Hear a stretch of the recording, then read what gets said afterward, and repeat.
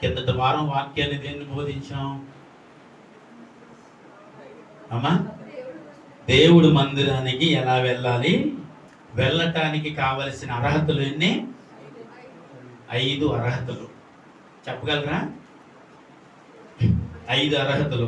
ప్రోక్షింపబడిన హృదయము గలవారై, నిర్మలమైన ఉతక స్నానం చేయబడిన శరీరము గలవారమై, విశ్వాసంలో పరిపూర్ణ నిశ్చయత కలిగిన వారు, యథార్థ హృదయము గలవారమై. 4.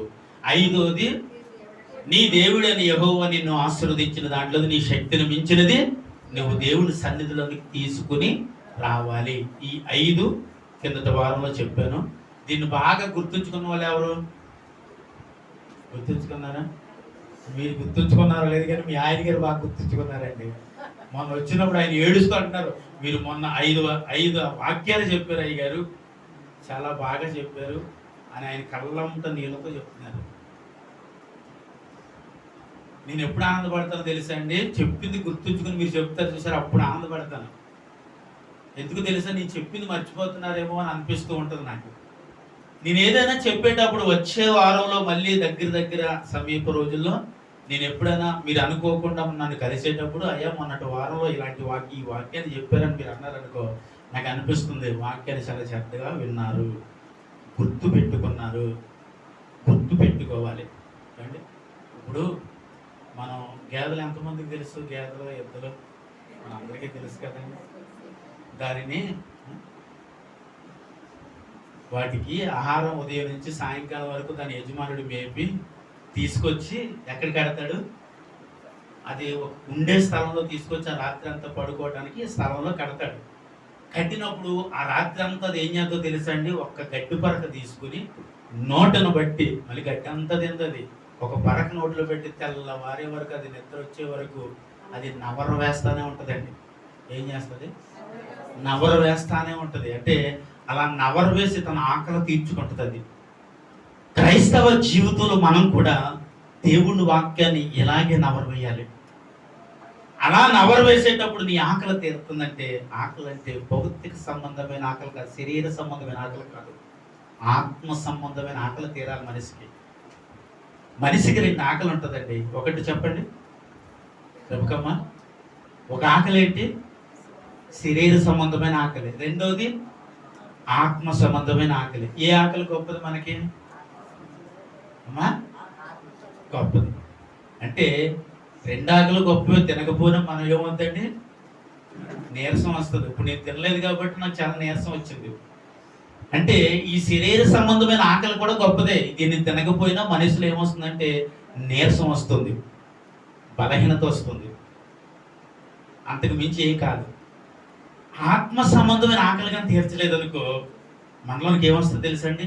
పాపం వచ్చేది, శాపం వచ్చేది, కోపం వచ్చేది, అసూయ వచ్చేది, ఇంకా చాలా ఉన్నాయి. లోక సంబంధమైన అన్నీ వచ్చేస్తాయి. చెప్పండి. శరీర సంబంధమైన ఆకలి వేస్తే ఏమొస్తుంది?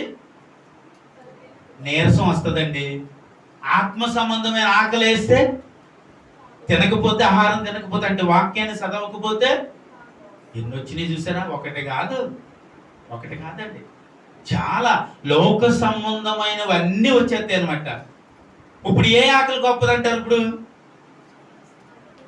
ఆత్మ సంబంధమైన ఆకలే గొప్పదండి.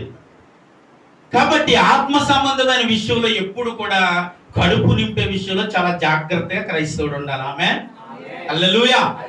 అంటే వాక్యము వినే విషయంలో, వాక్యమును చదివే విషయంలో చాలా జాగ్రత్తగా ఉండాలి. కడుపు నిండా వాక్యాన్ని నింపాలి. నింపితే పాపం రాదు, శాపం రాదు, కోపం రాదు, అసూయ రాదు, ఇంకా చాలా ఉన్నావు కదండి, చెప్పుకోలేనివి చాలా ఉన్నాయి. ఇవన్నీ కూడా రాకుండా కాసేది వాక్యము మాత్రమే. స్తోత్రం చెప్పండి. హల్లెలూయా. వీటన్నిటిని మన హృదయంలోనికి రాకుండా కాపాడేది మాత్రం దేవుని వాక్యం ఒకటే. నేను అన్నాను, శరీరపరమైన ఆకలేస్తే నీరసం వస్తుంది. ఆత్మ సంబంధమైన ఆకలి వేయకుండా మనిషి ఉంటే గానీ ఇవేమీ నీ జీవితంలోనికి రాకుండా ఒక బలమైన వ్యక్తిగా ఉండగలవు. ఆమేన్. హల్లెలూయా.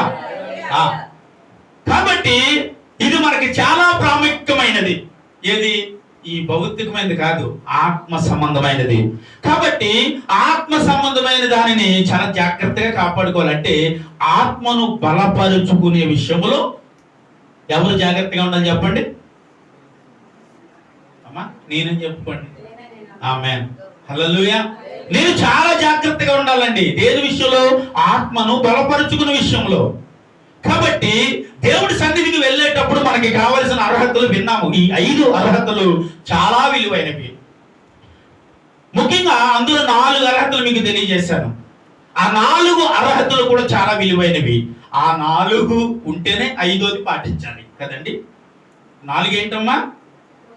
4 ప్రోక్షింపబడిన హృదయం గలవారమే, నిర్మలమైన ఉతక స్నానం చేయబడి శరీరం గలవారే, విశ్వాసంలో పరిపూర్ణ నిశ్చిత కలిగిన వారమే, యథార్థ హృదయం గలవారమై.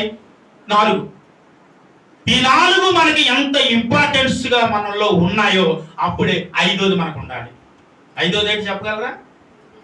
నీ దేవుడని యెహోవా నిన్ను దీవించిన దాంట్లో నీ శక్తిని మించి నువ్వు దేవుని సన్నిధికి ఒట్టి చేతులతో పోక నీ ఆశీర్వాదములో నుంచి మోసుకుని దేవుని సన్నిధికి రావాలి. ఇది 5వది అండి. ఈ 5 నీ జీవితంలో ఇంపార్టెన్సే. ముఖ్యంగా 4 ఇంపార్టెన్స్, 5వది 4 ఉంటే 5వది ఇంపార్టెన్స్ నీకు. ఈ 4 మన జీవితంలో ఉన్నాయో లేదో పరీక్షించుకున్నాం. కిందటి వారంలోనే దేవుడు చాలా చక్కని వివరణ దాని కొరకు మనకి ఇచ్చారు. కాబట్టి ఈ 5 వివరణలలో మీకేమనిపించింది? అయ్యా, ఈ 5 లక్షణాలు నేను పొందుకోవాలి, ఈ 5 నేను ఉంటే నీ సన్నిధిలో నేను ఒక బలమైన పాత్రగా ఉండగలను అనిపించిందా? ఆమేన్, హల్లెలూయా. దేవుడి సన్నిధిలో మనం చాలా బలమైన పాత్రలుగా ఉండాలండి. బలహీనమైన వారిగా ఉండకూడదు, బలంగానే ఉండాలి దేవుడి సన్నిధిలో ప్రతి విషయంలో, దేవుడి పనిలో. అవును, అడగటం మర్చిపోయి ఏంటి గ్రీన్ మ్యాట్లు ఎప్పుడు? పొద్దున ఎప్పుడు? తెల్లారుజాము. దేవుడికి స్తోత్రం, హల్లెలూయా. ఎవరు ఉతికారు?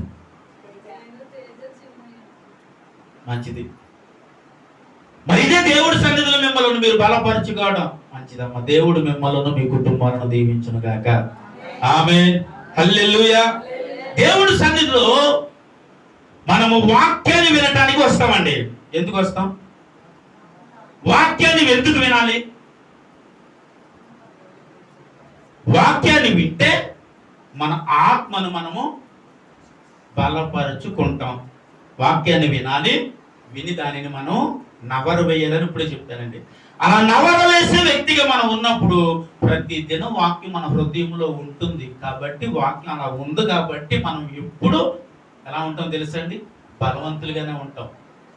అంటే జ్వరాలు వస్తున్నాయి కదండి, నీరసాలు వస్తున్నాయి కదండి, బాధలు వస్తున్నాయి, అవి కాదు. అది శరీర సంబంధమైన బలహీనత. ఆత్మ సంబంధమైన బలం అంటే ఏంటంటే, నేను ఇప్పుడు వరకు నీరసంగా ఉన్న ఇక్కడ నిలవబడినప్పుడు నేను ఈ బలంగా వాడబడటానికి కారణం ఏంటంటే ఇది ఆత్మ సంబంధమైన బలం. ఇది హల్లెలూయా. ఇది ఆత్మ సంబంధమైన బలం. ఈ ఆత్మ సంబంధమైన బలం ఉంటేనే మనం చాలా అద్భుతంగా దేవుడి విషయంలో మనం వాడబడగలం. అయితే దీనికి ఇంకొక పేరు కూడా పెట్టాను కిందటి వారంలో.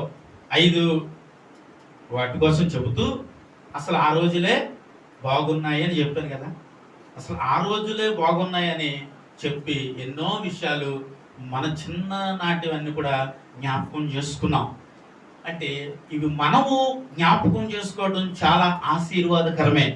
ఎందుకంటే దీన్ని చాలా మంది భక్తులు జ్ఞాపకం చేసుకున్న విషయాలు ఇవి. మీకు విషయం చెప్పిన, ఒకప్పుడు సంఘాలు తక్కువగా ఉండేవి, పరిశుద్ధులు చాలా ఎక్కువగా ఉండేవారు. ఇప్పుడు చాలా సంఘాలు ఎక్కువగా ఉన్నాయి, ఇప్పుడు పరిశుద్ధులు చాలా తక్కువగా ఉన్నారు. అర్థమవుతుందో లేదో? అయితే దీన్ని మనం జ్ఞాపకం చేసుకోవాలంటే అసలు భక్తులు జ్ఞాపకం చేసుకున్నారా? చూద్దాం. చూడండి, బైబిల్ తెరవండి. యోబు గ్రంథము 29వ అధ్యాయము 1వ వచనం ఒకసారి చదువుదాం. యోబు గ్రంథము 29వ అధ్యాయము 1వ వచనాన్ని ధ్యానం చేసుకుందాం. యోబు ఇంకొకసారి ఉపమాన రీతిగా ఇట్లా నేను పూర్వకాలమున నున్నట్లు నేను ఉండే ఎడల ఎంతో మేలు, దేవుడు నన్ను కాపాడుచుండిన దినములలో ఉన్నట్లు నేను నీడల ఎంతో మేలు. చాలమ్మా. దేవుడి వాక్యము ద్వారా మనందరితో సూటిగా మాట్లాడి ప్రభు దీవించి ఆశీర్వదించి అభివృద్ధి పరచును గాక. ఆమేన్. ఈ మాట ఎవరు పలుకుతున్నారో తెలుసా అండి? యోబు భక్తుడు పలుకుతున్న మాట. ఏమని పలికాడు? పూర్వకాలంలో ఉన్నట్లు నేను ఉండిన ఎడల అది ఎంతో మేలు, దేవుడు నన్ను కాపాడిన దినములో ఉన్నట్లు ఇప్పుడు కూడా నన్ను కాపాడి ఉంటే ఎంతో మేలు. పూర్వకాలమున ఉన్నట్లంటే అండి, నేను అదే చెప్పాను, ఆ రోజులే బాగున్నాయి. ఆమేన్, హల్లెలూయా. అయితే పూర్వకాల స్థితిని యోబు ఎందుకు జ్ఞాపకం చేసుకున్నాడు అంటే, పూర్వకాల స్థితిలో యోబు ఏం చేసేవాడు అంటే 10 మంది బిడ్డల కొరకు 10 మంది బలిపీఠాలు కట్టి వారికి బలులు అర్పించి ప్రతి దినము బిడ్డల కొరకు కుటుంబం కొరకు ఎంతో భక్తి చేసిన భక్తిపరుడు యోబు. అలాంటి ఒక భక్తిపరుడైన యోబు జీవితంలోనికి ఒక భయంకరమైన శ్రమ వచ్చింది. ఆ శ్రమ వచ్చినప్పుడు యోబు అన్నాడు, అయ్యా ఆ దినాలలో ఉండినట్లుగా ఒకవేళ ఈ దినం ఉంటే బాగుండు అని జ్ఞాపకం చేసుకునే సమయం అయింది. అంటే యోబుకి ఒకప్పుడు దినాల్లో ఏముంది? ఇప్పుడు సంతోషం ఉంది, ఏమండి, ఆనందం ఉంది, హ్యాపీగా ఉండేవాడు. పిల్లలతో, కుటుంబంతో, పనివారితో, ధనముతో, సిరి సంపదలతో యోబు దేశములోనే అద్భుతమైన ఆశీర్వాదకరమైన వ్యక్తిగా ఉన్న యోబు ఆనందంగా జీవించే దినాలు అయ్యాయి. అలాంటి దినంలో, అలాంటి సమయాల్లో, అలాంటి రోజుల్లో ఉన్న యోబు చాలా హ్యాపీగా తన జీవితాన్ని తన బిడ్డలతో జీవిస్తూ ఉండేవాడు. ఏమని చెప్పండి, హల్లెలూయా. అలాంటి దినాలలో ఉన్న యోబు జీవితము ఏమైందో తెలుసా మీకు? ఒక రోజు శ్రమ వచ్చింది యోబు జీవితంలోనికి అని మనం విన్నాం. అంటే ఒక రోజు యోబు జీవితంలోకి శ్రమ రావటానికి కారణం ఏంటంటే చెప్పండి, సాతానుడు యోబు జీవితంలోనికి ప్రవేశించాడు.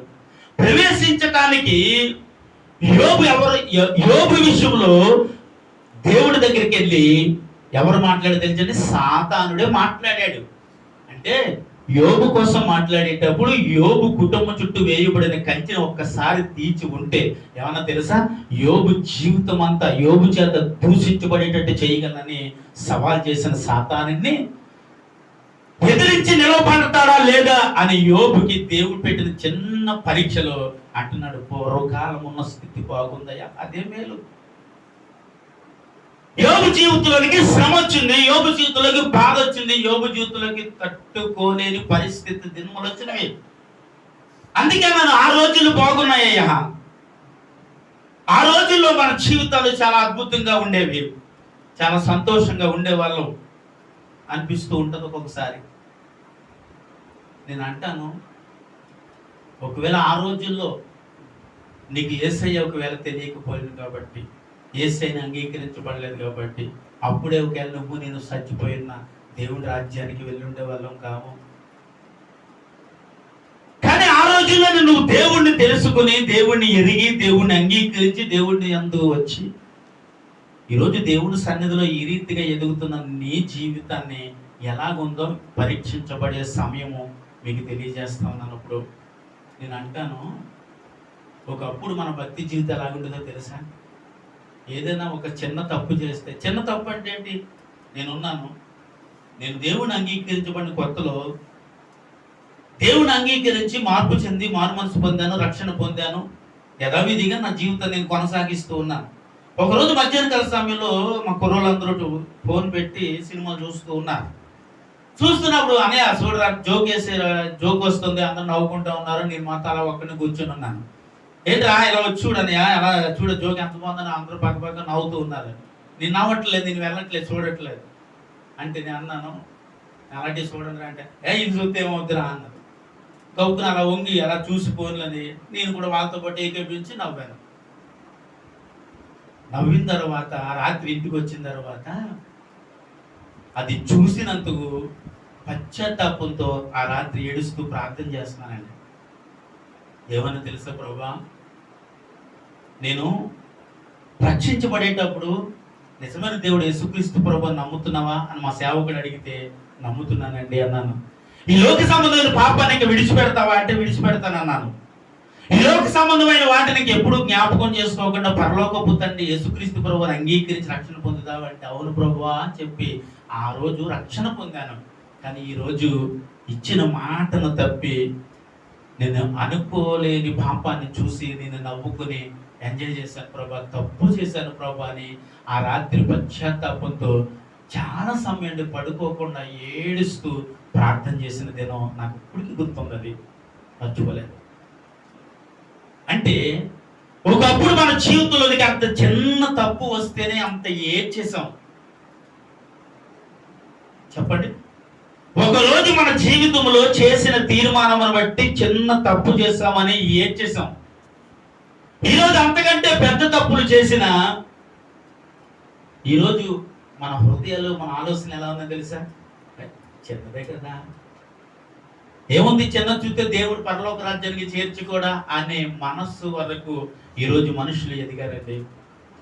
అంటే అదేంటే పూర్వకాలపు స్థితిని జ్ఞాపకం చేసుకోవటం అంటే, ఒకప్పుడు భక్తి జీవితం ఎలా ఉంటుందంటే, చిన్న పాపం చేస్తే ఏం చేసాం, చిన్న తప్పు చేస్తే ఏం చేసాం, అయ్యా చేయకూడని పని చేశాను, ఏడవకూడని దానికి ఇదిగో చూడకూడని చూసేసాను అని ఏం చేసి దేవుడి సన్నిధిలో ప్రార్థన చేసేసిన నీవు నేను ఇప్పుడు తప్పు చేసినా పర్వాలేదు, దేవుడు ఏం చేస్తాడు అనే స్థితి ఈరోజు ఒక మనిషి జీవితంలోకి వచ్చేసింది. అంటే ఈ రోజు మనిషిలో ఏం పోయిందంటే భయం, దేవుడి పట్ల భయం పోయింది, నిర్లక్ష్యపు జీవితం. దేవుడు ఏం చేయగలండి, దేవుడు ఏం చేస్తాడు అని ఎప్పుడైతే ఒక మనిషి జీవితంలోకి వచ్చిందో ఆ రోజే మనము భక్తి జీవితంలో చచ్చిపోయామండి. భక్తి జీవితంలో ఒకవేళ మనం అలాగే నీరు గారిపోతే, భక్తి జీవితంలో ఒకవేళ మనం చచ్చిపోయిన వారం అయితే, భక్తి జీవితంలో ఒకవేళ ఇలాంటి జీవితం ఒకవేళ నీ జీవితంలోకి వస్తే ఏడవాలి దేవుడి సన్నిధిలో. పూర్వస్థితిని నువ్వు జ్ఞాపకం చేసుకోవాలి. పూర్వస్థితిని జ్ఞాపకం చేసుకుని ఒకప్పుడు ఎలా ఉన్నారయ్యా, ఒకప్పుడు ఇది నా భక్తి జీవితం, ఇది నా ప్రార్థన జీవితం, ఇది నా అనుభవ జీవితం, ఇది నా ఉపవాస జీవితం, ఇది కదా నా వ్యక్తిగతమైన జీవితం అని ఏడ్చే జీవితం నీలో ఉండగలగాలి. ఉంటేనే నువ్వు దేవుని యందు జీవించే జీవితానికి తగిన పరిపూర్ణత ప్రతిఫలాన్ని పొందుకుంటావు. చెప్పడు కూడా తగిన ప్రతిఫలం ఉంది. కారణం ఏంటంటే నువ్వు దేవుడి సన్నిధికి వెళ్ళి ఏడ్చేదివే. ఎందుకు ఏడ్చేసావు, దేనికోసం ఏడ్చేసావు? తప్పు చేశారయ్యా, నేను పాపం చేశాను, చూడకూడదు దాన్ని చూశాను, చేయకూడదు దాన్ని చేశాను అని ఏడ్చే దినం ఆ దినం ఈ దినం లేదే. అందుకే పూర్వస్థితిని జ్ఞాపకం చేసుకుంటున్నాడు అయ్యారు. అందుకే అంటున్నాడు, ఆ రోజుల్లో నన్ను కాపాడు దినములు. మరి ఈ రోజు ఆ రోజు దేవుడు కాపాడు దినములు అంటే, దేవుడు కాపాడుతున్నాడంటే కారణం ఏంటి? చిన్న తప్పుని జీవితంలోకి వస్తే ఏం చేసావయ్యా, చిన్న పాపు నీ దగ్గరకు వస్తే ఏం చేసావు, చిన్నది ఏదైనా అనుకోకూడదు నీ జీవితంలో జరిగితే ఏం చేసావు, ఏదైనా చెయ్యకూడని పని చేసేస్తే దేవుడి సన్నిధిలో ఎంత ఏడ్చేసి ప్రార్థన చేసాం. ఈరోజు ఇలాంటి అనుభవం నీలో ఉందా? ఒకవేళ తప్పు చేసినా, చూడకూడదు చూసినా, చెయ్యకూడదు చూసినా ఆదివారం వెళ్ళి దేవుడి సన్నిధిలో ఏడ్చి ప్రార్థన చేస్తే సరిపోతుంది. నేనంటాను, ఆదివారం వచ్చి దేవుడి సన్నిధిలో ఏడ్చి ప్రార్థించేదానికంటే నీ ఇంట్లో నువ్వు చూసి, నీ ఇంట్లోనే నువ్వు జ్ఞాపకం చేసుకుని ఏడుస్తావు చూసావు, ప్రార్థన చేస్తావు చూసావు, ఇది దేవుడు నీలోని కోరుకునేది. దేవుడికి స్తోత్రం. హల్లెలూయా, హల్లెలూయా. అంటే పూర్వస్థితిని జ్ఞాపకం చేసుకునే అనుభవం ఈరోజు ఎవరికి కావాలి? చెప్పాలి, నాకు కావాలని చెప్పండి. అందరు గుడ్ల మీద వేసుకున్నాయా, ఆ స్థితి నాకు కావాలి. దాన్ని జ్ఞాపకం చేసుకోవాలి. నీ జీవితంలో ఒక చిన్న పొరపాటు చేసిన ఏడ్చి ప్రార్థించే అనుభవం నీలో ఉండాలి. చిన్న తప్పే కదా, చిన్న పొరపాటే కదా, ఏమైందిలే అని ఎప్పుడైతే మనం అనుకున్నామో, ఎప్పుడైతే ఆ స్థితి నీ జీవితంలోకి వచ్చిందో అప్పుడే నాను సంఘములు తక్కువ, పరిశుద్ధులు ఎక్కువ. సంఘములు ఎక్కువ, పరిశుద్ధులు. అంటే నేను అంటున్నాను, ఇప్పుడు మనకి ఏం ఆలోచన లేదో తెలుసా అండి?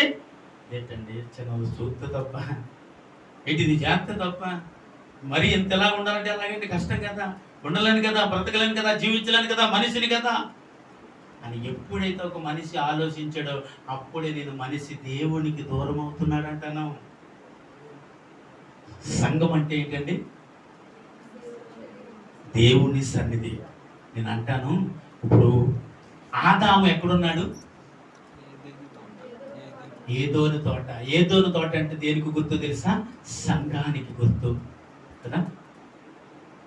ఏమండి, సంఘానికి గుర్తు. సంఘానికి గుర్తైన సంఘములో ఉన్న ఆదాము ఏం చేశాడంట? భూమిని సిద్ధపరచుతూ, అంటే సంఘములో ఒక ఆశీర్వాదకరమైన వ్యక్తిగా ఉండేవాడు ఆదాము. ఎప్పుడైతే దేవుని మాటను తిరస్కరించబడ్డాడో, ఎక్కడి నుంచి వెలివేయబడ్డాడంటే సంఘము నుంచి వెలివేయబడ్డాడు ఆదాము. ఎందుకు వెలివేయబడ్డాడు తెలుసా? ఆదాము అని పిలిస్తే అయ్యా అన్న మాటను విన్నాడు ఆదాము కదండి. విన్నాడు లేదా? ఎక్కడున్నావు అంటే పొదసోటన విన్నాను ఉన్నాను అన్న మాటను కూడా విన్నాడు. మరి ఏమి ఎదురుగుంటా రావేటంటే, అయ్యా నేను ఎదురుగుంటా రాలేకపోతున్నాను, నేను దిగంబరుగా ఉన్నానని తెలుసుకున్నాను అన్నాడు. గమనించండి, అర్థం చేసుకోవడానికి ప్రయత్నం చేయండి. అంటే దేవుడి మాటను విన్నాడు, దేవుడు పిలుపును విన్నాడు, కానీ దేవుడి ఎదుటికి ఏం చేయలేకపోతున్నాడు? దేవుడి మాటను విన్నాడు అంటే వాక్యాన్ని వింటున్నాం, ఉత్తర ప్రత్యుత్తరం ఇస్తున్నాం, కానీ దేవుడి సన్నిధిలో మనను పవిత్రతను కోల్పోయి సంఘము నుంచి వెలివేయబడ్డాడు ఆదాము. అందుకే ఏదోల తోట నుంచి పంపివేయబడ్డాడండి. నేను అంటాను, దేవుడి వాక్యాన్ని వింటున్నాం, దేవుడి మాటలు వింటున్నాం, బైబిల్ చదువుతున్నాం, ప్రార్థన చేస్తున్నాం, కానీ దేవుని సన్నిధిలో మనము దేవుడికి సమీపములో ఉండలేకపోతున్నాం. దూరం అయ్యాడు ఆదాము. దేవుడికి సమీపంగా ఉండగలిగాడు ఆదాము. చెప్పాలి, దేవుడి సమీపముగా రాలేకపోయాడు కదండి. పిలిస్తే అయ్యా ఇక్కడే ఉన్నానంటున్నాడు. ఏం చేస్తున్నావంటే పొదసాటును ఉన్నానంటున్నాడు. కానీ ఎక్కడికి రాలేకపోతున్నాడు? దేవుని ఎదుటి అంటే దేవుని సమీపములోనికి రాలేకపోతున్నాడు ఆదాము. అందుకే నువ్వేదైతే చేయకూడదు పని చేసి ఉన్నావు, అందుని బట్టి సంఘం నుంచి నేను ఏం చేశాను? సంఘములో ఉన్న మనందరం ఇలా ఉండకూడదు, వెలివేయబడిన వారిగా బ్రతకూడదు. దేవుడి మాటలు వింటున్నాం, దేవుడి స్వరమును వింటున్నాం, దేవుడితో సహవాసం చేస్తున్నాం, దేవుడికి సమీపంగా బ్రతకాలి. ఆమేన్ చెప్పండి. హల్లెలూయా. దేవుడికి సమీపంగా బ్రతకాలి. కాబట్టి పూర్వ స్థితిని నువ్వేం చేయాలంటే జ్ఞాపకం చేసుకోవాలి. పూర్వ స్థితి అంటే రక్షింపబడినప్పుడు ఎలాగున్నావు, రక్షణ పొందినప్పుడు ఎలాగున్నావు, రక్షణ పొందినప్పుడు ఏం మాట ఇచ్చావు, రక్షణ పొంది నీ జీవితం ఈ రోజు దేవుడి సన్నిధిలో ఎలా ఉంది చెప్పండి పడాలి. ఎలాంటి జీవితం ఉందో ఈ రోజు దేవుడి సన్నిధిలో మనం ఉండగలుగుతున్నాం. ఇది జ్ఞాపకం చేసుకోవాలి నువ్వు నేను.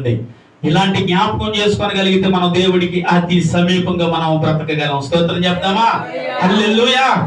ఏమండి, దేవుడికి సమీపంగా బ్రతికే వారిగా ఉండాలి. సంఘానికి సమీపం కాదు, సేవకుల సమీపం కాదు. ఇవన్నీ మామూలే, ఇవన్నీ నీ వ్యక్తిగతమైన జీవితం, నీ వ్యక్తిగతమైన అనుభవాలే. కానీ దేవుడికి సమీపంగా ఉన్నావా? దేవుడి సమీపంగా ఉండగలుగుతున్నావా? దేవుడి సమీపంగా ఉండి దేవుడితో సహవాసాన్ని నీ జీవితాన్ని కొనసాగించగలుగుతున్నావా? గతంలో ఎప్పుడైనా అనుకోకుండా చేయకూడని చూడకూడనివి ఏదైనా చేసే దేవుడి సన్నిధిలో మోకరించి ఏడ్చే అనుభవం ఈరోజు నీ జీవితంలో ఉందా?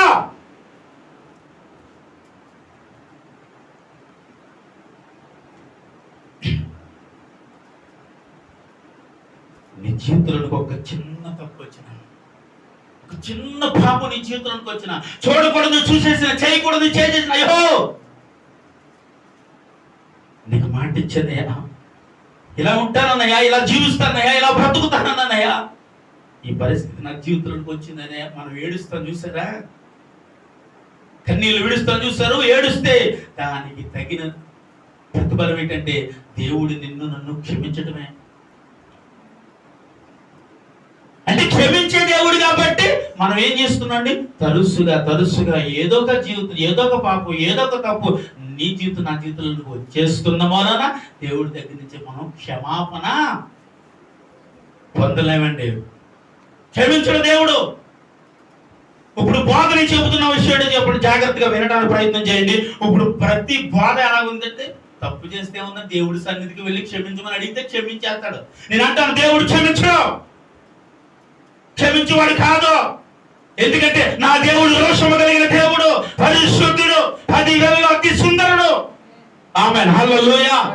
కాబట్టి నా దేవుడు క్షమించేవాడు కాదు. ఒకసారో 2 సార్లు 3 సార్లు నీ జీవితంలోకి వస్తే క్షమించేవాడే. తరచుగా నీ జీవితంలోకి వస్తే నా దేవుడు క్షమించేవాడు కాదు. అదేంటండి దేవుడు క్షమిస్తాడని అందరూ చెప్తున్నారండి. ఎప్పుడు క్షమిస్తాడు దేవుడు? ఎవరు చెప్పారు నీకు? దేవుడు క్షమించడం అంటే ఏంటండి? దేవుడు క్షమించాడు కాబట్టి ఇక్కడ ఉన్నామండి మనం. దేవుడు క్షమించాడు కాబట్టి పాపాన్ని విడిచేవాడు. దేవుడు క్షమించాడు కాబట్టి సన్నిధిలో ఉన్నాడు. దేవుడు క్షమించాడు కాబట్టి రక్షించాడు. దేవుడు క్షమించాడు కాబట్టి మారు మనసు నీలో పెట్టాడు. దేవుడు క్షమించాడు కాబట్టి ఇక నిలబడటానికి నీకు కృపను చూపించాడు.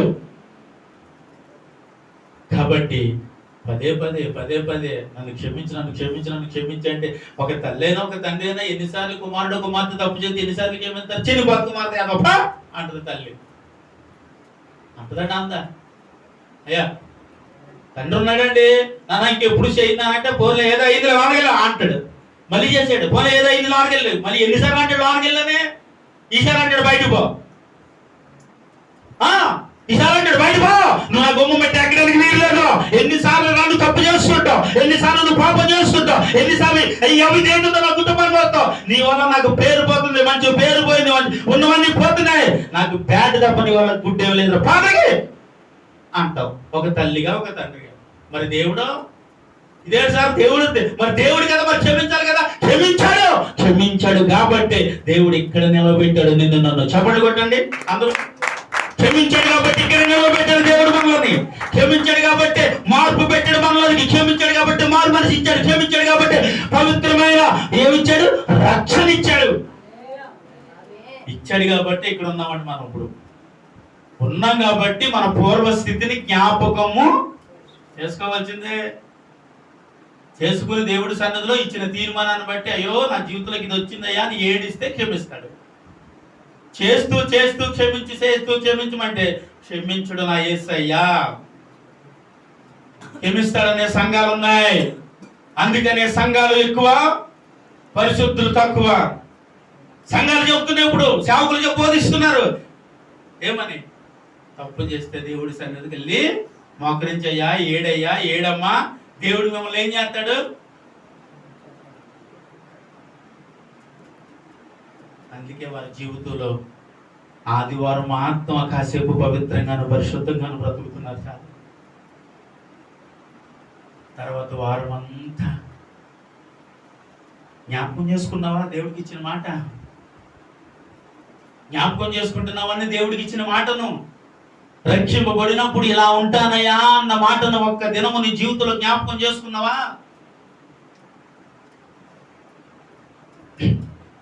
విలాప వాక్యాలు ఒకసారి దీనందరూ విలాప వాక్యాలు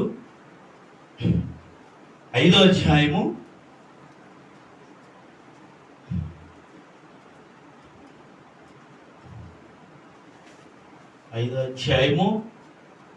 21వ వచనం.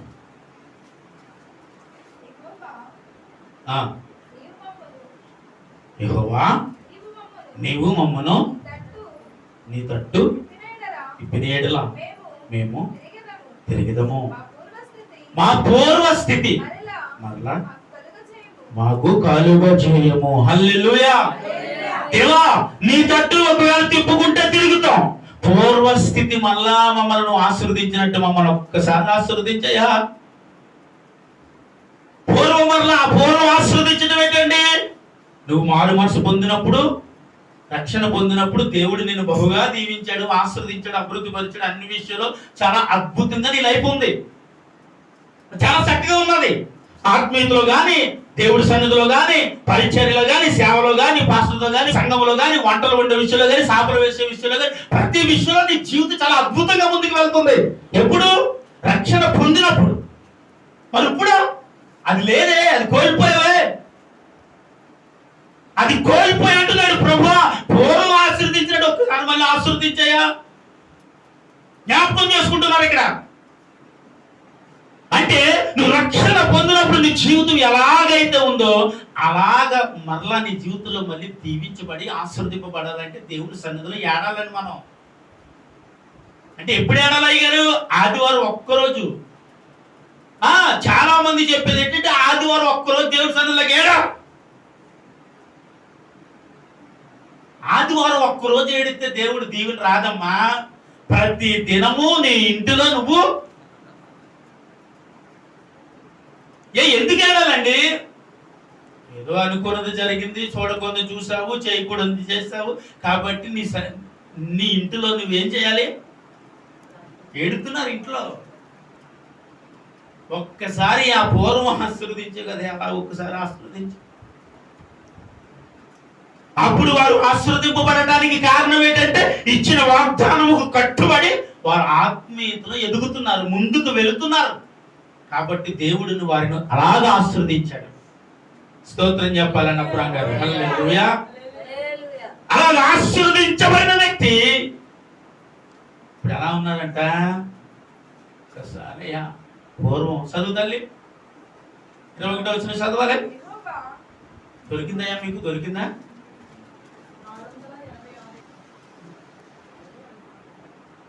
దొరికిందండి. చదువమ్మా. యెహోవా నీవు మమ్మను నీ తట్టు తిప్పని ఎల్లా మేము తిరిగిదము, మా పూర్వ స్థితి మరలా మాకు కలిగి చేయ ప్రభా. హల్లెలూయా. మరలా మాకు ఆ స్థితిని మాకు ఇవ్వు. ఎందుకంటే ఆ స్థితి ఇప్పుడు ఏమైంది? కోల్పోయారు. ఆ ఆశీర్వాదాన్ని కోల్పోయారు, ఆ భక్తి జీవితాన్ని కోల్పోయారు, ఆ ప్రార్థన జీవితాన్ని కోల్పోయారు. విధేయత పోయిన అవిధేయత వచ్చేసింది వాళ్ళలోనికి.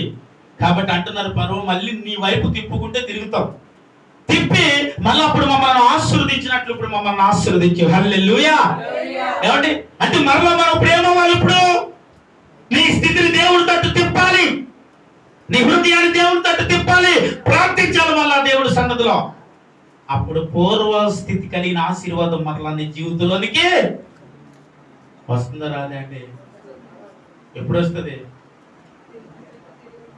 చెప్పలేయా? ఒకప్పుడు చేసిన భక్తిని జ్ఞాపకం చేసుకోవాలి, ఒకప్పుడు చేసిన ప్రార్థన జ్ఞాపకం చేసుకోవాలి, ఒకప్పుడు ఉన్న ఉపవాసాలు జ్ఞాపకం చేసుకోవాలి, ఒకప్పుడు సేవకుడితో ఎలాగున్నామో, సేవకులతో ఎలాగున్నావు, సంఘంతో ఎలాగున్నావో జ్ఞాపకం చేసుకోవాలి. చేసుకుంటే మళ్ళా పూర్వము నీకు కలిగిన ఆ స్థితి అంటే ఆ ఆశీర్వాదాన్ని దేవుడు అంటున్నాడు మరలా నీకు ఇస్తాను. ఆమేన్. హల్లెలూయా.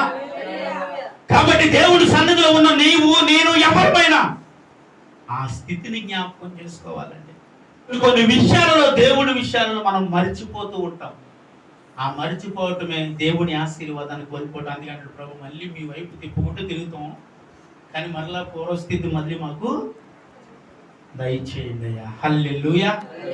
అంటే ఇప్పుడు మరలా మనం ఎత్తి తిరగాలి. ఇప్పుడు అంటే మళ్ళీ ఎక్కడ తిరిగాం? ఇప్పుడు మనం అంటే తిరిగాం, లోకం తట్టు తిరిగాం, పాపం తట్టు తిరిగాం, శాపం తట్టు తిరిగాం, కోపం తట్టు తిరిగాం, ఆశయ తట్టు తిరిగాం. కాబట్టి ఇప్పుడు దేవుడు తట్టు లేవు మనం. అందుకే అంటున్నాడు నీ తట్టు తిప్పుకుంటే తిరుగుతామయ్యా. ఇప్పుడు మనం దేవుడు తట్టు తిరగాలి. తిరిగితే పూర్వస్థితి కలిగిన ఆశీర్వాదం మరలా మాకు ఇవ్వయ్యా. ఇస్తాడు దేవుడు. ఆమేన్ చెప్పండి.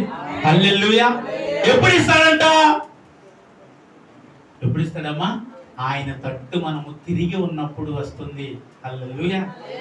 ఆయన తట్టు మనము తిరిగి ఉంటే, ఇప్పుడు ఆదాము తన తట్టు తిరిగి లేడు కదా. తిరిగి ఉంటే పిలిచిన వెంటనే ఆదాము ఏం చేశాడండి? దేవుని ఎదుటికి వచ్చి ప్రభా చెప్పు ప్రభా అనేవాడు. ఇప్పుడు పిలుస్తుంటే అంటున్నాడు ఇక్కడే ఉన్నానయ్య అంటే, ఏమి ఎక్కడున్నావు బయటికి రావేమే అంటున్నాడు దేవుడు. అంటే కాదు ప్రభా నేను ఇక్కడే పొదచాటును దాక్కున్నాను ప్రభా. ఎందుకు దాక్కున్నావు? నా ఒంటి మీద వస్త్రాలు లేవు. అదేంటి ఇప్పుడు వరకు తెలుసా నీకు వస్త్రాలు లేవని? నువ్వు దిగంబరుడు, నీకు తెలిపిన వాడెవడు?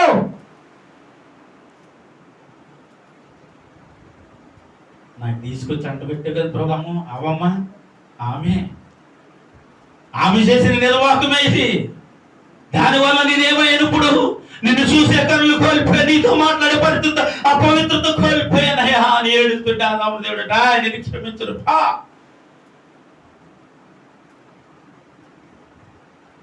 నేను అదే అంటున్నాను, దేవుడు పదే పదే పదే పదే క్షమించేవాడు కాడు. క్షమిస్తాడని చెప్తే వినండి, అంతే. వినండి, అలా చెప్పేవాళ్ళు ఉంటే వినండి. నేను అంటే నా దేవుడు పదే పదే క్షమించేవాడు కాదు, ఒకేసారి క్షమించాడు. క్షమించినప్పుడు మనకు రక్షణ వచ్చింది. ఆమేన్ చెప్పండి. క్షమించినప్పుడే మనకు రక్షణ వచ్చింది. ఇంకెన్నిసార్లు క్షమిస్తాడు? ఇదేంటి సార్ మరి ఆయన కొట్టిన వారిని క్షమించలేదా దేవుడు? మేకలు కొట్టిన వారిని క్షమించలేదా దేవుడు? ముళ్ళ కిరీటమును పెట్టిన వారిని క్షమించలేదా? కొరడాలతో కొట్టిన వారిని క్షమించలేదా? వారందరిని క్షమించిన దేవుడు నిన్ను క్షమించాడు. ముళ్ళ కిరీటం పెట్టిన వాడి కంటే, కొరడాలతో కొట్టిన వాడి కంటే, మేకులు చేతిలో కొట్టిన వాడి కంటే, అంటే కొట్టిన వాడి కంటే మనము ఎక్కువగా దేవుడిని బాధ పెడుతున్నాం తెలుసా? నిజం. వాడు ముళ్ళ కిరీటం పెట్టాడండి, చేతిలో మేకులు కొట్టాడండి, బల్లెపు పోటు పొడిచాడండి, యేసు ప్రభువుని చాలా అవమానపరిచాడండి, అప్పు అని మూసారండి. ఇవన్నీ యేసుక్రీస్తు ప్రభు ఒకసారి జరిగినాయా, రెండుసార్లు జరిగినాయా? ఏమండి? ఒకసారి. కానీ మన అవిధేయత దేవుని ఎదుట ఎన్నిసార్లు కనిపిస్తూ ఉంది?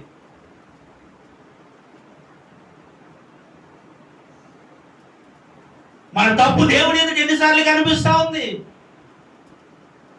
మన హృదయాలలో ఉన్న పాపము దేవుని ఎదుట ఎన్నిసార్లు కనిపిస్తూ ఉంది? నేను ఇదే పదే పదే జ్ఞాపకం చేస్తానండి. యేసుక్రీస్తు ప్రభు అదేంటి సన్నపై సమర్చబడ్డారు, ఆయన లేడు, రాలేదు అన్నాడు.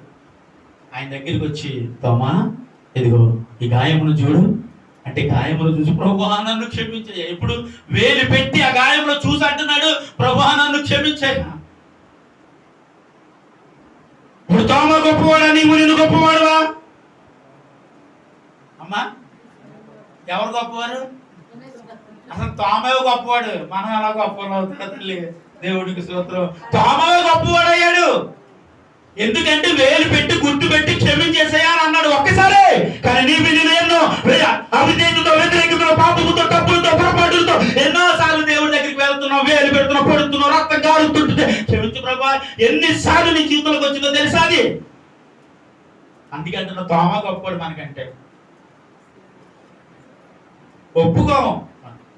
అదేంటే తోమ గొప్పవాడేంటి, నేనే గొప్పదాన్ని, నేనే గొప్పవాడిని ప్రార్థన చేస్తానండి రోజనే. హల్లెలూయా. ఇప్పుడు చెప్పండి, తోమ గొప్పవాడే మనం గొప్పలమా? తోమ గొప్పవాడే చెప్పాలి. నేను గొప్పవాడు గొప్పదని అంటే అసలు ఒప్పుకోను. నేనే చెప్పుకోను ప్రభా, నేను ఆ తోమ కంటే దరిద్రుడని చెప్పుకుంటూ ప్రార్థన చేసేటప్పుడు. ఎందుకంటే ఏమో తెలియకుండా, పాపమో తెలియకుండా, తప్పో చూడకుండా, చూసో చేయకుండా, చేసో ఏదైనా నా జీవితంలోకి అవిధేయత వచ్చేస్తే తోమ కంటే గొప్ప నుండి దేవుడు ఎలా ఒప్పుకుంటాడు? ఊరుకొని బుద్ధి ఉందో లేదో అని అడుగుతాడు నిన్ను నన్ను. కాబట్టి నేను అంటాను, ప్రభా నా మీద తోమ గొప్పడు అంటాను. నేను చెప్పాలి, నా మీద ఎవరు గొప్పడు? ఇప్పుడు చెప్పండి, సిలువేశ్వరుడు గొప్పవాడు మనం గొప్పవాళ్ళమా? ముళ్ళ కిరీటం పెట్టినాడు గొప్పవాడు మనం గొప్పవాళ్ళమా? ముళ్ళ కిరీటం పెట్టినాడు గొప్పవాడు అంటే, అయ్యో అదేంటి సార్ మన దేవుడికి ముళ్ళ కిరీటం పెట్టాడు అయిపోయి ఎంత జాలో నీకు. మన దేవుడికి ముళ్ళ కిరీటం పెట్టాడు నేర్చేసాం పాపం. కానీ మనం చేసే పనులకి రోజు పెడుతున్నాం ఆయన ఎత్తి మీద. ఇది ఎప్పుడు తెలుస్తుంది మనకి? ఆయన ఒక్కసారి మేకు తెక్కుని వెళ్ళిపోడు, పక్కకి వెళ్ళిపోడు వాడు. మనం ప్రతిరోజు మేకు తెక్కుపడుతున్నాం, ఏదో తప్పు, ఏదో పొరపాటు, ఏదో పాపం, రోజు మేకు తెక్కుపడుతూనే ఉంటున్నాం యేసుక్రీస్తు ప్రభుకి. అందుకేనంటే ఆయన ఇంకా ఎన్నో దర్శనాలు మీకు వచ్చేటప్పుడు ఎలా వస్తుంది? రక్తం కారుతున్నట్టు, ఏడుస్తున్నట్లు వస్తూ ఉంటుంది అని అంటారు అప్పుడప్పుడు. ఎందుకో తెలుసా? మన అవిధేయత అండి అది. మనలో ఉన్న తప్పు, మనలో ఉన్న పొరపాటు అది. అది దేవుడు ఇప్పటికీ రక్తం కార్చడానికి కారణం అవుతా ఉంది. మరి ఇంకా ఎప్పుడు సిలువేయి ఉన్నాడి కంటే గొప్పవాడిగా ఉంటావు, శీలలు కొట్టిన వాడి కంటే గొప్పగా ఉంటావు, ముళ్ళ కిరీటం పెట్టిన వాడి కంటే గొప్పగా ఉంటావు, కొరడాలతో కొట్టిన వాడి కంటే గొప్పగా ఉంటావు, బల్లి పొడిచిన వాడి కంటే గొప్పగా ఉంటావు, అది ఉమ్ము ఊసిన వాడి కంటే గొప్పవాడిగా గొప్పదానిగా ఎప్పుడు ఉంటావు? ఎప్పుడు ఉండాలి? ఎప్పుడు ఉంటాం? ఎప్పుడు ఉండాలనుకుంటున్నామండి? ఆమేన్ చెప్పండి. ఇప్పుడు గట్టిగా చెప్పండి పడాలి. ఇప్పుడు హల్లెలూయా. ఈ క్షణము నుండే నీ జీవితం అనుకోవాలి, ప్రభువా వాడికంటే నేను గొప్పదానిగా ఉండాలి, వాడికంటే నేను గొప్పవాడిగా ఉండాలంటే నా అవిధేయత నీ ఎదుట కనపడకూడదు, నా పాపం కనపడకూడదు, నా వ్యతిరేకత కనపడకూడదు, నా శాపము కనపడకూడదు, నా పాపం కనపడకూడదు, నాలో ఏ వ్యతిరేకత ఉందో అది నీకు మరలా కనపడకుండానట్లుగా నేను నీ ఎదుట విధేయత కలిగిన వ్యక్తిగా కనపడతాను. అందరూ చెప్పు చప్పటి కూడా చేశాను. మన పై పదాలు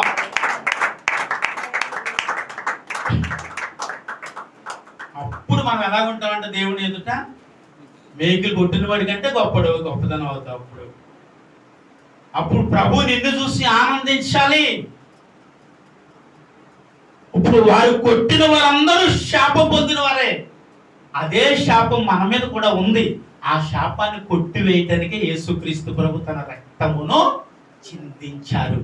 కొట్టిస్తారా పాపాన్ని? ఆమేన్, హల్లెలూయా. ఆ కొట్టివేయబడిన నీవు నేను మరొకసారి ఆ పాపంలోనికి పోవద్దు, కదపొద్దు. ఆయన గాయాన్ని కదపొద్దు. ఆయన ముళ్ళ కిరీటం మరొకసారి నువ్వు పెట్టడానికి ప్రయత్నం చేయొద్దు. మరొకసారి బల్లిపోటుతో కొట్టడానికి ప్రయత్నం చేయొద్దు. అని ఉమ్ము చూసే వ్యక్తిగా మరొకసారి నువ్వు నేను ఉండొద్దు. ఇదే నా బోధ, అంతే. ఏం కాదమ్మా, పర్వాలేదు, అనుకోకుండా జరిగితే చిన్న తప్పుది ఏముంది? దేవుడి దగ్గరికి వెళ్ళి 3 రోజులు ఉపవాసం ఉండండి, ప్రార్థన చేయండి, దేవుడే క్షమిస్తాడు. ఇదా చెయ్యి. ఇది కాదు నీ జీవితం, నా జీవితమే. ఎన్నిసార్లు ఉంటావు? ఎన్నిసార్లు? ప్రతి క్షణము క్షమించు ప్రభు అని అడగటమే, ప్రతిరోజు క్షమించు ప్రభు అని అడగటమే. ఎప్పుడు ప్రభు నీ రాజ్యానికి ఎప్పుడు పిలుస్తావయ్యా? నీ రాజ్యానికి ఆత్మలు ఎప్పుడు సంపాదించాలయ్యా? నీ రాజ్యానికి ఎత్తబడే గుంపులో నేను ఉంటానయ్యా అని ఎప్పుడు ప్రార్థన చేస్తామని మనం ఎప్పుడు క్షమించన్నా ప్రార్థన చేస్తుంటే ప్రతిరోజు క్షమించడమే, ప్రతిరోజు క్షమించని ప్రార్థించడమే. అదే టైం గారు మీరే అన్నారు కదా, మరి దేవుడు తప్పు చేసినా చేయకపోయినా క్షమించమని అన్నారు కదా. అది చివరిలో వస్తుందండి. కానీ ప్రతిరోజు క్షమింపబడని పాపం, తప్పు, పొరపాటు మనలోకి వచ్చేస్తుంది.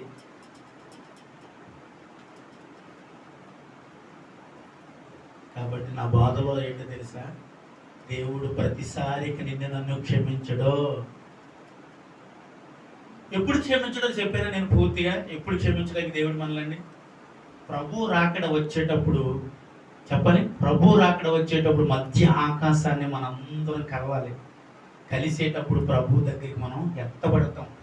ఎత్తబడేటప్పుడు క్షమించాడో క్షమించలేదో అప్పుడు అర్థమవుతుంది మనకి.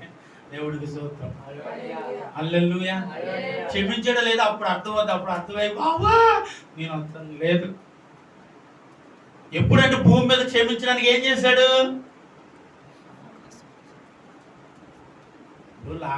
లాజరు ఉన్నాడండి, లాజరు ఉన్నాడు, ధనవంతుడు ఉన్నాడు. చచ్చిపోయిన తర్వాత లాజరేమో అబ్రహాం దగ్గర ఉన్నాడు, చనిపోయిన ధనవంతుడేమో పాతాళంలో ఉన్నాడు. వీడు అన్నాడు కదా, భూమి మీద ఇంకా అన్నదమ్ములు ఉన్నారయ్యా వారు పంపించంటే, కింద మోషే ఉన్నాడు, మోషే ఉన్నాడు, వీళ్ళందరూ ఉన్నారని చెప్తే ఈ అంటాడు కదా. వాళ్ళు వెళ్ళి చెప్పిన సువార్త విన్నాడు. ఎవరు వెళ్ళి చెప్పాలంట? లాజరు వెళ్ళి సువార్త చెప్పాలంట. ఎలా కుదురుతుంది? దేవుడి రాజ్యములకు చేర్చబడిన లాజరు వెళ్ళి దేవుడి సువార్త ఎలా ప్రకటించాడు? భూమి మీద ఉన్నవాడు దేవుడి సువార్త ప్రకటించబడినప్పుడు ఆ ప్రకటన విన్నవాడు, మారినవాడు, మార్పు చెందినవాడు కదా దేవుడు రాజ్యానికి ఎత్తబడేవాడు. అప్పుడు అర్థమవుతుందండి దేవుడు మనం క్షమించడం లేదా. అప్పుడు ఎత్తబడే గుంపులో ఉంటామో, విడచబట్టబడిన గుంపులో ఉంటామో. అప్పుడు అర్థమైంది తర్వాత అప్పుడు బాబు క్షమించంటే అప్పుడు క్షమాపణ నీకు నాకు లేదు. మరి ఎప్పుడు వరకు క్షమాపణ ఉందండి?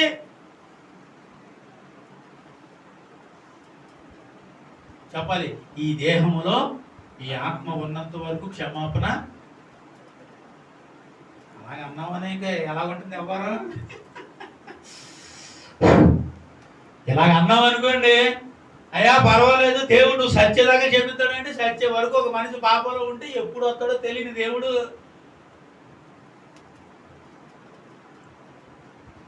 యూసఫ్ గారు ఏసై ఎప్పుడు వస్తాడు చెప్పాలి. బైబిల్ తీస్తున్నారు అందులో ఉండదు.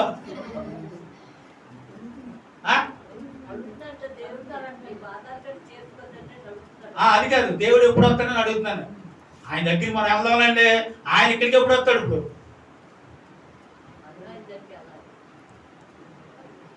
తెలీదా? బైబిల్లో లేదమ్మా. అంటే దేవుడు ఎప్పుడు వస్తాడో తెలియదు కాబట్టి ఇప్పుడు మనం ఎలా ఉండాలండి?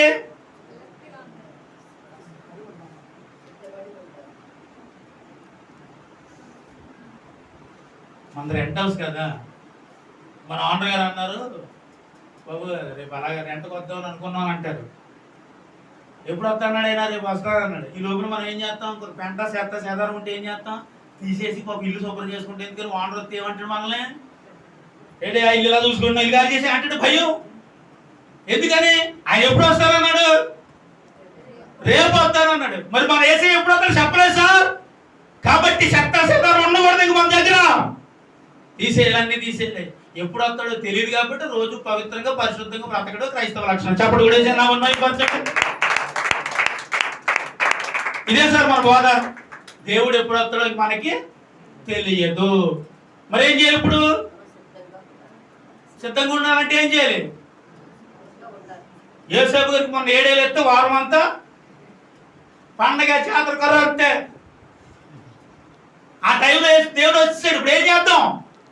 మేము అందరూ ఎత్తపడతాం, మీరు ఆగిపోయారు. మరి అమ్మగారు అంటే మీరేమో కింద ఒరే మరియా ఒరే మరి మీరు ఏం చేద్దాం సార్? సమయాన్ని ఏం చేయాలి సార్? కాపాడుకోవాలి. ప్రభు ఎప్పుడు వస్తాడో తెలియదండి. నిజం, యథార్థత ఇది. ఎప్పుడు వస్తాడో తెలియదు కాబట్టి నువ్వు గవుకుని చెయ్యకూడని తప్పులోను పాపంలోను శ్రమలోను ఎందులోనూ నువ్వు ఉన్నప్పుడు దేవుడు వచ్చేసాడు అనుకోండి, విడిచిపెట్టి పడిపోతాం. కాబట్టి ఎప్పుడు సిద్ధపాటు అయ్యే ఉండాలి. మీ వానరు ఎప్పుడు వస్తాడో తెలుసు కాబట్టి శుభ్రం చేస్తావు. ఈ వానరు ఎప్పుడు వస్తాడో తెలియదు కాబట్టి ఎప్పుడు శుభ్రంగానే ఉండాలి. స్తోత్రం చెప్పండి. హల్లెలూయా. ఏమంటే మన దేవుడు ఎప్పుడు వస్తాడో తెలియదు కాబట్టి మనం ఎప్పుడు ఎలా ఉండాలి? సిద్ధపాటు కలిగి ఉండాలి. అంతే. సిద్ధపాటు కలిగి ఉండడం అంటే ఏంటంటే ఇప్పుడు మా యజమానుడు వచ్చేస్తున్నాడు, ఇప్పుడు వచ్చేస్తాడు, రేపు వచ్చేస్తాడు, ఇప్పుడు వచ్చేస్తాడు, రేపు వచ్చేస్తాడు, ఎదురు చూడటమే. ఇదే సిద్ధపాటు. అంతేగాని ఇవాళ రాలేదంటే రేపు ఎందుకు వస్తాడు, రేపు మంగళవారం రాడే, మంగళవారం ఎందుకు వస్తాడు, ఆయన మంగళవారం తీసుకెళ్ళడు కదా, మళ్ళీ ఎల్లుండి మళ్ళీ అచ్చివారం కాబట్టి మళ్ళీ తర్వాత మళ్ళీ శుక్రవారం వరకు, మళ్ళీ శుక్రవారం కూడా రాడు, మధ్యలో మళ్ళీ గురువారం గంట వస్తాడేమో. ఆ రోజు పవిత్రంగా మనం ఎదురు శుక్రవారం ఉపవాస రోజులు కదా, అప్పుడు వస్తాడేమో, ఎప్పుడు వస్తాడో మనకు తెలియదు సార్. కాబట్టి ఏం చేద్దాం? ఇప్పుడు ఎదురు చూస్తూ అప్పుడు మనం ఎలా ఉంటాం చెప్పండి? ఇప్పుడు ఎప్పుడు పవిత్రంగానే పరిశుద్ధంగానే ఉంటాం అన్నవాళ్ళు ఆమె చెప్పండి. ఆమేన్. హల్లెలూయా. అంతే. దేవుడు ఎప్పుడో చేస్తాడో తెలియదు కాబట్టి దేవుడు కొరకు కనిపెట్టుకునే వారు ఎలా ఉంటారంటే, అదే చివరి మాట చెప్పలేదు మీరు. దేవుడు ఎప్పుడు వస్తాడో తెలియదు కాబట్టి మనం ఏం చేద్దాం? ఇప్పుడు ఎదురు చూస్తూ ఉండాలి. ఎదురు చూసేవారు ఎలా ఉంటారండి?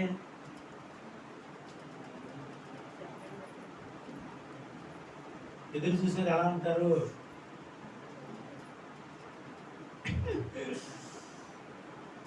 ఎదురు చూసేవారు ఎలా ఉంటారు చెప్పనా? నిశ్చితార్థం అయిన తర్వాత తన కాబోయే భర్త వస్తాడని ఎదురు చూస్తుంటది, తన కాబోయే భార్యను చూడాలని ఈడుకుంటుంది. దీన్ని ఏమంటాను? నిశ్చితార్థం అయిన తర్వాత అమ్మగారి చూద్దామని వెళ్ళానండి.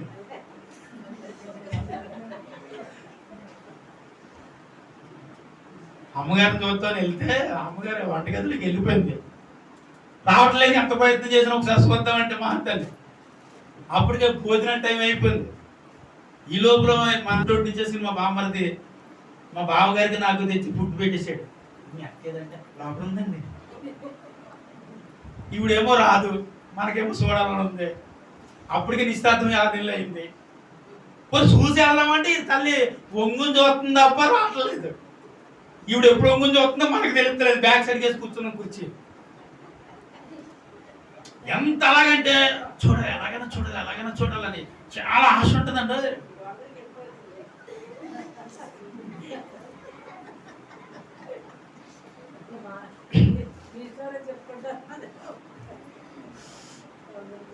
సరే ఫోన్ చేసాం, ముఖమైనా చూపిస్తుందేమో అనుకున్నాం సార్. మొత్తం మీద బయటికి రాలేదు. ఈ లోపల మా అత్తయ్య గారు వచ్చింది చర్చికి వెళ్ళి, ఇప్పుడు వచ్చారండి, ఇప్పుడు వచ్చి మాట్లాడి అన్నీ అయిపోయింది. సరే అత్తయ్య గారు వెళ్తున్నారు. అత్తయ్య గారు అంటే అలాగేనండి.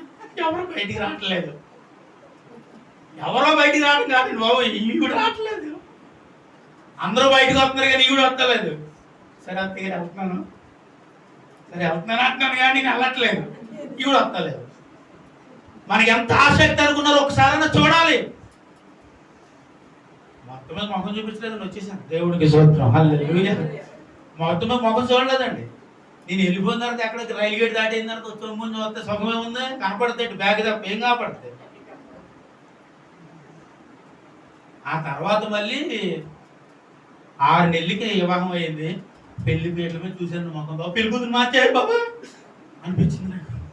ఎందుకంటే సంవత్సరం అయింది సార్, మరి సంవత్సరంలో మనిషిలో మార్పు వస్తుందిగా. అంటే ఎంత ఆసక్తి అంటే ఒక్కసారైనా మొహం చూడాలి, అంత ఆసక్తితో మనం వెళ్తాం కదా.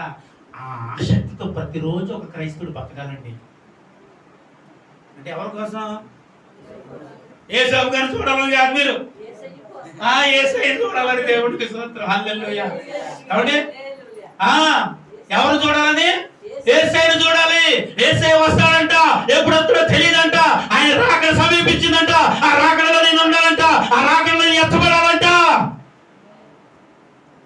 అని ఆసక్తి ప్రతిరోజు. ఎందుకో చెప్పనా? నేను వధువైతే ఆయన చెప్పాలి, సంఘము వధువైతే యేసుక్రీస్తు ప్రభువు ఎవరు? ఇది ఆసక్తి అంటే. ఆయనను చూడాలి, ఆయన వస్తున్నారు అనే ఆసక్తి నీకు ఉన్నప్పుడేనండి, ఉన్నప్పుడే. ఇప్పుడు చచ్చిపోయినా సరే దేవుని రాజ్యానికి వెళ్తాం. స్తోత్రం చెప్తామా? హల్లెలూయా. అంటే ఇప్పుడు చచ్చిపోయిన దేవుడి రాజ్యానికి వెళ్ళిపోతాం మనం. ప్రభు రాకడ వరకు ఉన్న ప్రభుతో మనం ఆయనతో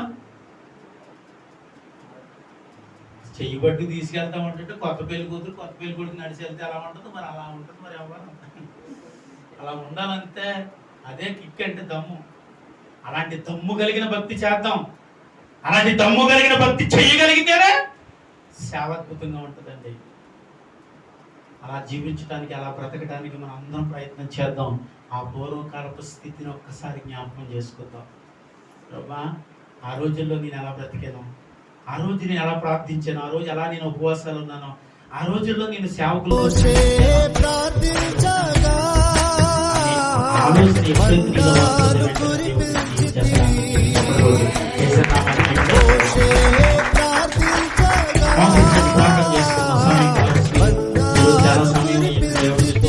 పావుగంట వాక్యం చెప్తాను అనుకున్నాను.